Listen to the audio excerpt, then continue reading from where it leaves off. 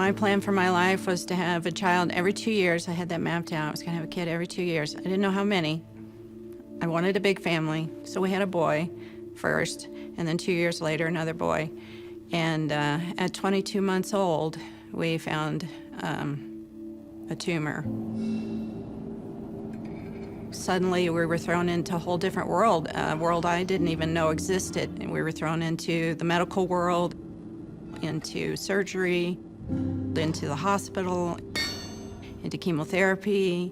I had my daughter right before we found his tumor, 1 week before we found his tumor. He had this rare disorder. I'd never heard of it. You know, there was nothing more that could be done. He did pass away at home.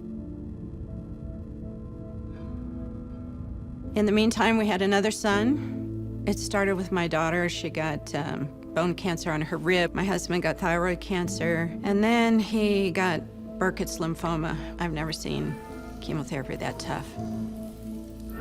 Drew got bone cancer just like his sister. It was more intense this time. And then Andrea got cancer from her chemotherapy. She needed a stem cell transplant. My husband was diagnosed with the same thing as my daughter.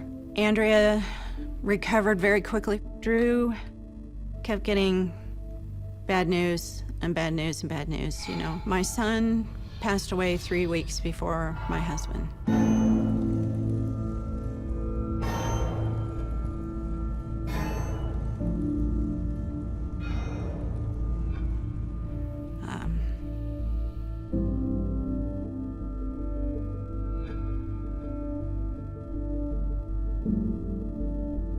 I began to think, maybe I couldn't do this. You know, maybe I wasn't strong enough.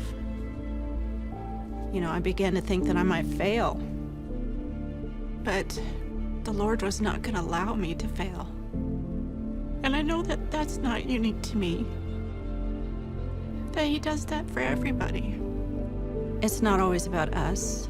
Like, we're not going through this because we need to change or we're not good enough. I became someone, you know, more capable of helping others and of having compassion and of understanding at an intimate level, you know, what other people go through.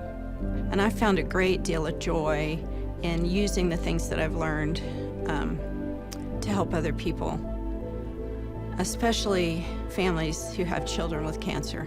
One of my missions in life is to comfort others who are going through cancer, and that, you know, I know how to do it because I've been through it. It's like, to me, it's like Newton's law. For every action, there is an equal and opposite reaction. Equal and opposite. So I think the greater our sorrow is, the greater our capacity is to feel joy. I've been surprised. I feel a great deal of tenderness toward my Savior because He really is so sweet. He really does provide what you need.